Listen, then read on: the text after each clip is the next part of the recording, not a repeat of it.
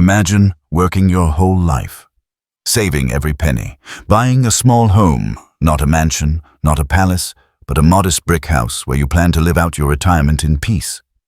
You don't borrow money from the bank. You don't gamble. You don't miss payments. You're not reckless. You're not greedy. You're just ordinary, careful, responsible. The kind of citizen the system says it rewards. Now imagine one day a letter shows up. Cold, official. It says your house has been seized, not because of a crime, not because of foreclosure, not even because of unpaid mortgage, because there is no mortgage. Your home was taken because of an A7 property tax mistake. And no, that's not the total amount you owed, that's the rounding error. A clerical miscalculation in a system where algorithms speak louder than people. The government sold your home for $24,500. But they didn't just keep the $11,870 you owed. They kept everything. That's not a hypothetical. That's real. That's legal. That's America. In Oakland County, Michigan, in the land of property rights, justice, and free market capitalism, a retiree named Uri Rafaeli lost his fully paid-off home over a tax mistake smaller than the price of a large pizza. Let that sink in. And this isn't a story from the 1800s. It happened in 2014. And it's still happening. Here's the part that doesn't make the headlines. The county didn't just take what was owed. They didn't just recoup taxes. They took everything, and they called it legal. They called it clean title. They called it foreclosure law. They auctioned his house off like it was scrap metal. They pocketed the surplus. They profited off his loss, and the law allowed them to do it. No warning knock, no plea in court, no opportunity to make it right. Just an administrative process sealed behind bureaucratic doors. A system that confuses silence for consent, that treats property like a ledger entry, that gives a home, a life, the same weight as an overdue library book. But here's the deeper cut. This wasn't about 11.7 This was about how systems are built to extract, not protect. How the very structures that claim to serve us can turn silently, ruthlessly, into predators. Because Uri Rafaeli isn't an isolated case. He's a case study, and his story is just the beginning. This is PowerLine Stories, where we pull back the curtain on policies that look harmless on paper, but crush real people in practice. This is where we tell the stories that don't fit into press conferences or campaign slogans. If you've ever believed that doing the right thing is enough to stay safe in the system, you need to hear this. Because the truth is, you don't have to break the rules to lose everything. Sometimes, just existing quietly is enough. Sometimes, all it takes is a decimal point out of place. Welcome to a story about how the system failed one man, and how that failure was by design. Before the court documents, before the headlines, before the protest letters and legal filings, there was just a man, an old man with a quiet life and a quiet dream. His name was Uri Rafaeli. He wasn't a millionaire. He wasn't a politician. He didn't have a YouTube channel or a following or a lawyer on speed dial. He was a retired engineer, an immigrant, a man who believed in the American dream, not the flashy version on TV with sports cars and stock portfolios, but the one made of bricks and savings, of working hard, paying your dues, owning a little piece of land, and calling it home. That was the version he bought into, and for decades it served him well. He moved to the United States in the 1960s, built a modest life, raised a family, paid his taxes, watched his kids go to school. He worked in telecommunications, back when phones had cords and operators. He wasn't flashy, wasn't loud, but he was proud. And like many immigrants of his generation, he believed that home ownership was the final proof of making it. So, after retirement, he decided to invest his savings into a few properties around Southfield, Michigan, a suburb outside Detroit. The area was no stranger to economic ups and downs. The automotive industry had long pulled jobs in and out of the region like a yo-yo, and many homes sat vacant or undervalued. But Uri believed he could fix them, restore them, rent them out. He wasn't looking to build an empire. He just wanted a safe retirement. In 2011, he purchased a modest home on Warman Street at a tax foreclosure auction. The price? $60,000. He paid cash. No loans, no interest, full ownership. He even recorded the sale with the Oakland County Register of Deeds, just like the law required. It was an older property, nothing glamorous, but it was solid, livable. Something he could improve slowly, maybe rent out to a family one day. And it was his. He filed the deed, paid the property taxes. At least, he thought he did. In 2014, something slipped through.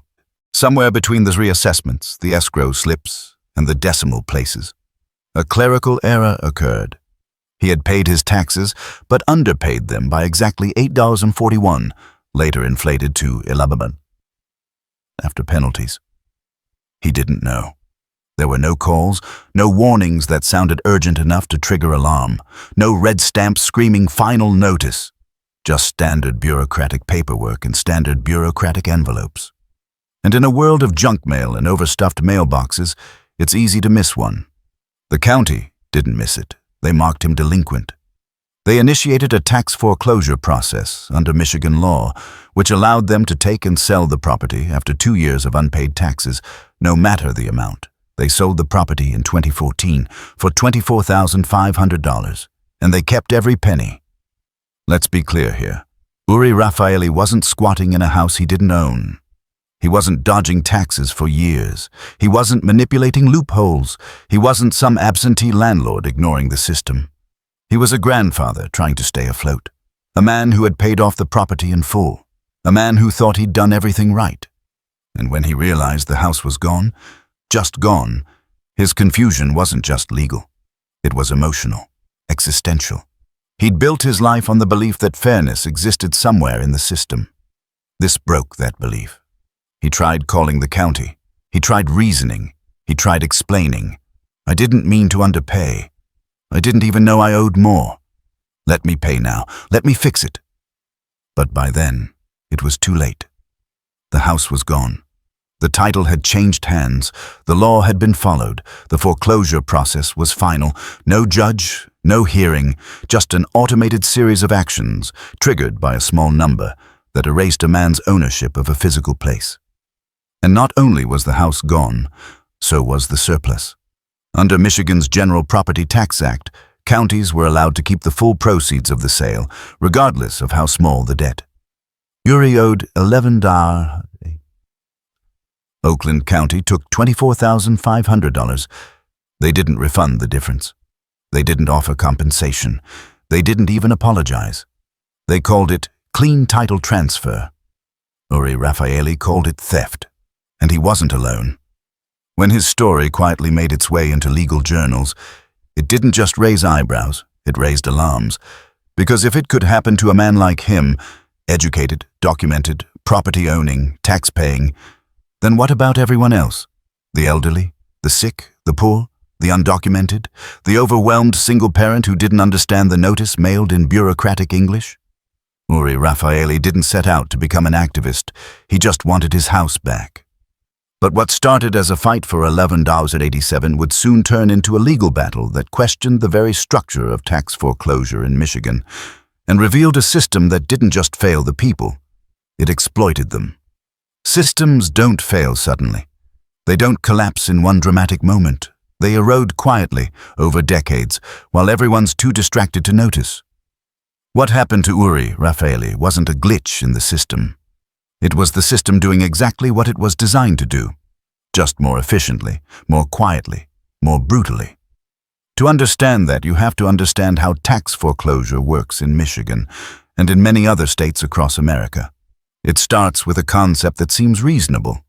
If you own property, you have to pay property tax.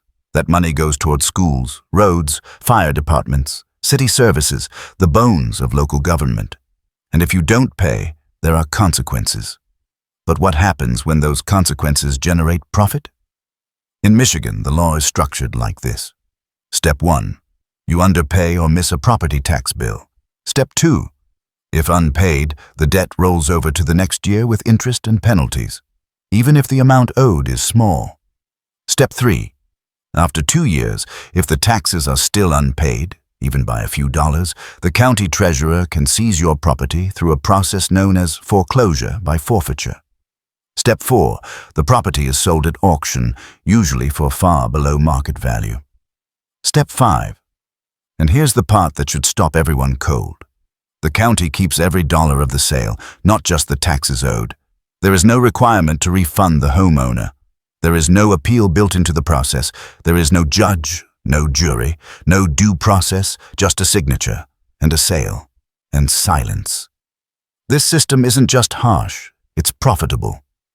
Between 2013 and 2019, Wayne County alone, where Detroit sits, foreclosed on tens of thousands of homes and made millions in surplus revenue.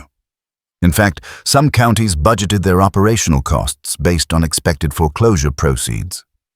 Let that sink in. Local governments began depending on taking people's homes, not just for what they were owed, but for profit. It's no longer about public funding, it's about a pipeline of dispossession, and the smaller the debt, the greater the margins. Because homes like Uri Rafaeli's, purchased for $60,000, sold for $24,500, had tiny tax errors, meaning the county made tens of thousands in surplus. They didn't want payment, they wanted the property. In corporate language, this is called asset stripping. In moral language, it's called theft. But in Michigan's law books, it was simply administration. The system, by design, made no distinction between a chronic tax dodger with millions in evasion and an 83-year-old man who missed a double-digit payment because of bad math. The law was blind, but not in the noble, just way. It was blind in the way that an algorithm is blind. Efficient, cold, unquestioning, and the people running it, local officials, county treasurers, clerks, often hid behind that efficiency. It's not personal, they said. It's the process. We just follow the law. But who wrote that law? Who benefits from that process? The answer wasn't some distant villain. It was the county government itself. In fact, legal scholars began warning that counties had perverse incentives to foreclose quickly and indiscriminately. Why chase a small debt when you can flip the whole property and keep all the profit? And because most of these properties were located in lower-income neighborhoods or owned by the elderly, non-native English speakers, or uninformed landlords, the risk of public backlash was low. These weren't people with microphones. They didn't go viral. They didn't fight back. Most didn't even know what had happened until it was over. Some counties even hired private contractors to handle foreclosure sales, firms that earned commission based on sale value, which meant the higher the price, the more the contractor made. The more desperate the homeowner, the smoother the process. It was a marketplace built on broken trust. In Uri Rafaeli's case, when the home was sold, he wasn't even notified of the sale price. He didn't receive a breakdown. He didn't get an option to claim the excess funds. He didn't get a chance to pay and stop the sale. The county didn't want payment. They wanted closure. And legally, under Michigan's law at the time, they had every right. That's what makes this story terrifying. It wasn't illegal. When Uri tried to recover the surplus, his claim was denied. The law said, "You forfeited the property. You forfeited the value. It's over." And the courts, at least initially, agreed. This process was replicated across Michigan for years, and it wasn't just one state. Over a dozen U.S. states had laws that allowed what lawyers began to call home equity theft. In Nebraska, in Minnesota, in Arizona, in Oregon. Thousands of homeowners lost tens of millions of dollars in home equity, not because of intentional evasion, but because they missed, misunderstood, or were misinformed about small payments. And in almost every case, the government kept the surplus. It's the kind of system that doesn't make headlines. It doesn't involve guns or SWAT teams or evictions on live TV. It's quiet, invisible, conducted with forms and folders, with phrases like administrative action and statutory authority. But make no mistake, it's a machine of extraction, and it runs on the silence of those who can't fight back. Uri Rafaeli wasn't supposed to be one of them, but in the eyes of the system, he was just another case file, another opportunity. Uri Rafaeli's story made the news because he fought back, because he had the resources, the time, the will to challenge the machine. But most people don't. And that's exactly what the system counts on. Because what happened to Uri wasn't a rare event. It was a standard operating procedure, executed quietly, legally, and in bulk. In Wayne County, which includes Detroit, more than 100,000 properties were foreclosed between 2009 and 2015. In one single year, 2015, the county filed at least 28,000 foreclosure notices. 28,000. That's not a system malfunction, that's policy at scale. And while many of those properties were behind on significant taxes, thousands owed less than $1,000. Some owed less than $100. The data doesn't lie. A 2017 investigation by the Detroit News found that nearly 1 in 4 properties seized in tax foreclosure were taken for less than $500 in back taxes, and nearly all of them were in black neighborhoods. Let's pause on that. If you owe $500 on your house and the government sells it for $40,000, wouldn't you expect to get the difference? Not in Michigan, not in Nebraska, not in Arizona, not in 12 other states where laws allowed the full surplus to be kept by counties. This isn't just bureaucratic cruelty, it's systemic wealth extraction, and the victims? They're overwhelmingly elderly, poor, disabled, or from marginalized communities. Consider the story of Deborah Fair. She lived in a modest home in Grand Rapids, Michigan. Her husband had passed away. Her income was limited to Social Security checks. She didn't own stocks. She didn't have a savings account. What she had was her house. She missed a tax payment, just one. She thought she had caught up, but she didn't realize that an additional interest penalty had been applied after the due date. It was less than $400. By the time she found out, her home had been auctioned. The county took it, sold it, kept every dollar, no hearing, no lawyer, no apology. Or Joseph Kennedy, a disabled veteran in Saginaw County. He had a mild cognitive impairment. His sister usually helped him pay bills. One year, the property tax notice went to the wrong address. He never saw it. By the time his sister found out, the property was gone. Sold at auction, no recourse, no warning. The government made a profit. These aren't isolated cases, they are patterns. A pattern of municipalities treating homes like ATM machines. A pattern of legal codes that turn ignorance or confusion into grounds for eviction. A pattern of budget shortfalls being balanced on the backs of the most vulnerable. And behind each case is a person, a story, a silence. One might ask, why aren't there more lawsuits, more outrage? The answer is simple. Most people don't know their rights, or they don't have the time, money, or legal literacy to fight back. It's one thing to know you've been wronged. It's another thing entirely to understand how to navigate the administrative labyrinth of property law. Especially when the clock is ticking, the government has your keys, and the law says they're right. But slowly, cracks began to form in the silence. Civil rights groups took notice. Investigative journalists started connecting the dots. Economists began warning, if your tax system generates profit from failure, it will manufacture more failure. And in 2020, a case called Rafaeli v. Oakland County reached the Michigan Supreme Court. It wasn't just about Uri anymore. It was about every homeowner who had lost equity because of small tax debts. It was about the principle. Is the government allowed to take more than it's owed, just because it can? And in a unanimous decision, the court said, no. The justices ruled that counties violated the takings clause of the Michigan Constitution by keeping the surplus proceeds from property tax foreclosure sales.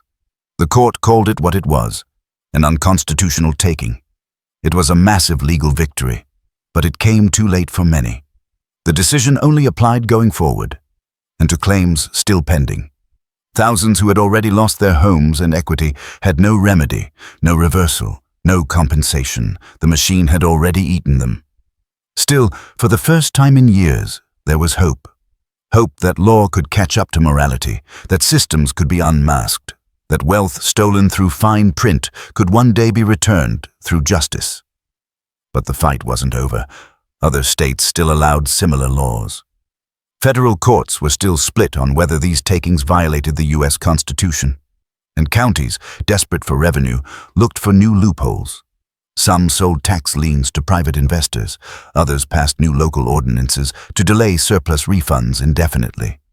The machine adapted. It always does. Meanwhile, the human cost remained. Tens of thousands of Americans displaced, neighborhoods destabilized. generational wealth erased, all because someone missed a payment or misread a bill or failed to hire a lawyer, all because the system confused debt with disposability. Let's call this what it is. This is not about taxes. This is about ownership. This is about whether the government is a steward or a predator, whether it protects its citizens or profits from their missteps. Because when your home can be taken for the cost of a cell phone plan, when equity you spent a lifetime building can be swallowed in seconds, that's not tax enforcement, that's economic violence. And the worst part? Most people still don't know it's happening. They believe, like Uri once did, that if you follow the rules, if you pay your dues, if you don't make waves, then the system will take care of you. But the truth is, the system doesn't know your name. It only knows the number on your deed. And when the numbers don't match, it erases you. Uri Rafaeli wasn't supposed to fight back. He was supposed to accept the loss, feel the shame, move on, but that's not what he did. Because Uri didn't just lose a house, he lost trust. And when a system betrays the people who believe in it most, people don't go quiet, not always. So he decided to challenge Oakland County in court. And in doing so, he took on not just a government office, but an entire legal architecture designed to bury stories like his. The legal journey began modestly, a civil suit, Uri Rafaeli versus Oakland County. At first glance, the odds were bleak. The law was against him. Michigan's General Property Tax Act had allowed counties to keep surplus proceeds for years. It was written, codified, upheld, and courts had repeatedly ruled in the county's favor. In fact, early rulings dismissed Rafaeli's claims. They said the county was merely executing existing law, that he had forfeited his rights by failing to pay the tax, no matter how small. But Uri didn't back down, and he wasn't alone. A team of attorneys from the Pacific Legal Foundation, a non-profit focused on constitutional property rights, took up the case. For free, because they saw what many had missed, a dangerous precedent. They argued this wasn't just a matter of local tax code, it was a violation of the Takings Clause of the Fifth Amendment. The Constitution, they argued, protects citizens from the government taking private property for public use without just compensation. It doesn't say, unless it's for taxes. It doesn't say, unless the amount is small. It simply says, if the government takes something you own, they have to pay you for it. And equity in a home, that's property. The argument was powerful, logical, morally clear, but counties across Michigan panicked. If Rafaeli won, they could face millions in liability. They had been keeping surplus proceeds from foreclosures for years, sometimes decades. They warned that a win for Rafaeli would devastate budgets, force layoffs, disrupt essential services. Translation, we've been using this system to fund ourselves. If you make us stop, we'll go broke. The stakes were no longer just about one man's house. They were about the legitimacy of an entire system of revenue extraction. As the case climbed toward the Michigan Supreme Court, it drew national attention. Legal scholars weighed in. Editorials were written, civil rights groups filed amicus briefs, and slowly the tide began to shift. Because even people who supported strong tax enforcement couldn't justify keeping $24,500 to settle an $11 debt. The math was too cruel, the numbers too stark. This wasn't about taxes. This was about justice. In July 2020, the Michigan Supreme Court issued its ruling, unanimous, 7-0. The court declared that counties violated the Michigan Constitution when they took and kept surplus proceeds from tax foreclosure sales. Chief Justice Bridget Mary McCormick wrote, "A taxpayer owes the government no more than what is due, and the government must return any excess." Simple, blunt, undeniable. The ruling didn't mince words. It acknowledged that tax collection is essential, but not at the cost of constitutional rights. It rejected the notion that forfeiting a house meant forfeiting all of its value, and it set a precedent. Equity is property. Taking it without compensation is theft. For Uri Rafaeli, the decision was vindication. For thousands of others, it was too late. In the aftermath, counties scrambled to adjust. Some returned funds, others stalled, lawsuits piled up, but the damage was already done. Generations of wealth, built slowly through home ownership, had been erased, not by market crashes or hurricanes, but by policy, by laws that treated the vulnerable like disposable errors in a spreadsheet. The political reaction was muted. There were no press conferences of apology, no sweeping legislative reforms. Because the truth was uncomfortable, governments had become dependent on dispossession. Fixing the law would mean facing what had been done. Some counties in other states began reviewing their laws. Minnesota passed a bill requiring surplus proceeds to be refunded. Arizona reevaluated foreclosure procedures, but others, like Nebraska and New Jersey, held firm. The battle was far from over. Uri Rafaeli never got his house back.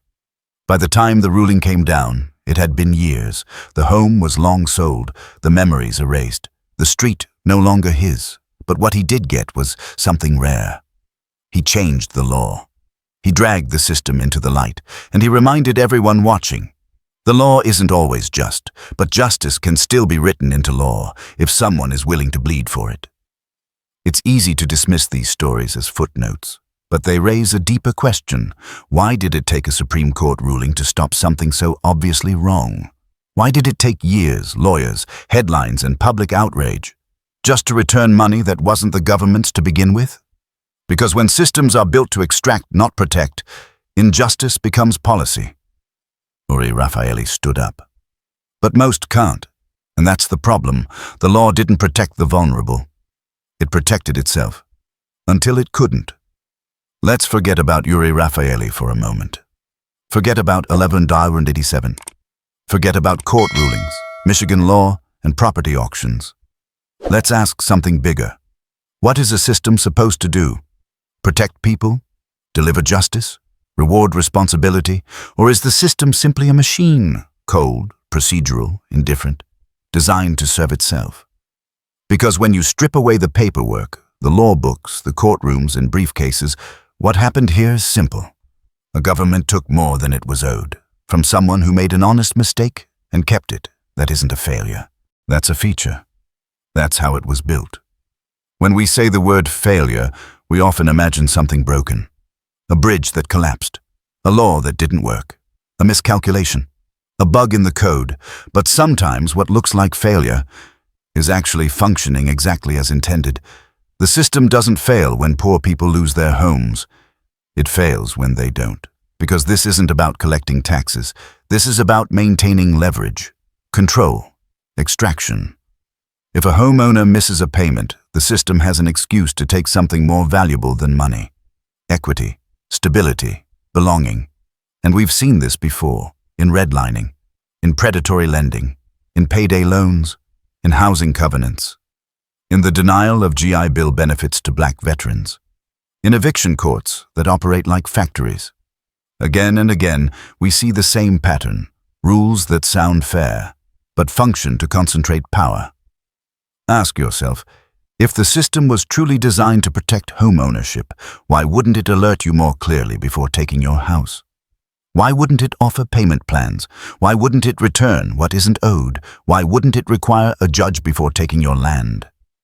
The answers are obvious. Because those measures don't generate revenue. They slow the machine down. They add friction. They introduce humanity. And humanity is inefficient. It's uncomfortable to say this out loud, but it must be said, in America, it is more profitable to punish the poor than to protect them.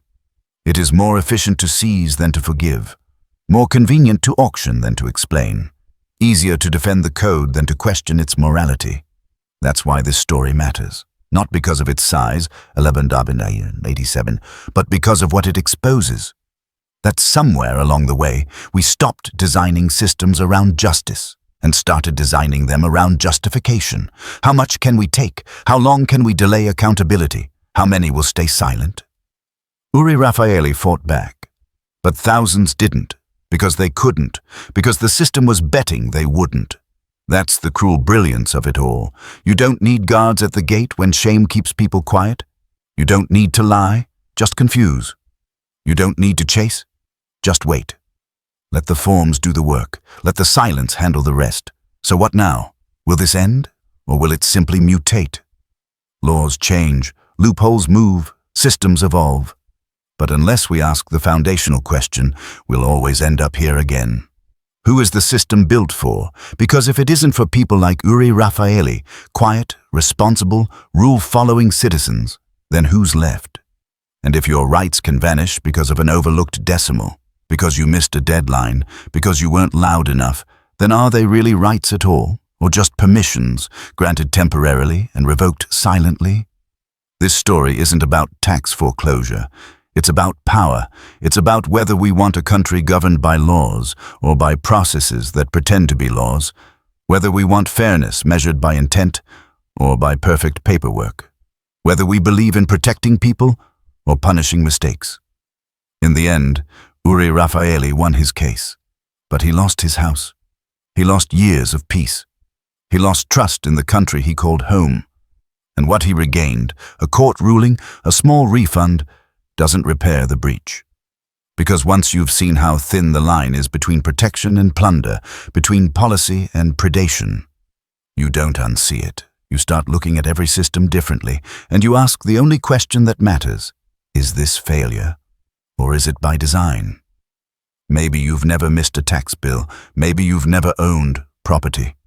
Maybe you think this can't happen to you, but systems like this, they don't start with your house. They start with your silence. Because the truth is, you don't have to be poor to be vulnerable. You just have to be unprepared when a powerful system decides you don't matter. What happened to Uri Rafaeli is more than a legal case. It's more than a tragic story. It's a warning about how fast rights can become privileges, about how the rules we live under can betray us without notice, about how legal doesn't always mean just. But there's one thing systems fear: storytelling. Telling these stories, fully, honestly, fearlessly, is the beginning of accountability. Because when you shine a light into quiet corners of policy, you don't just expose the rot, you disarm it. So if you believe stories like this deserve to be heard, not buried, if you believe laws should serve people, not profit from their loss, if you believe silence is never neutral, then you're in the right place. This is PowerLine Stories. We tell the stories the system wants you to forget. We make the invisible undeniable. And we're just getting started. Subscribe to the channel. Share this story. Speak the names they tried to erase. Because no one should lose everything for 1187.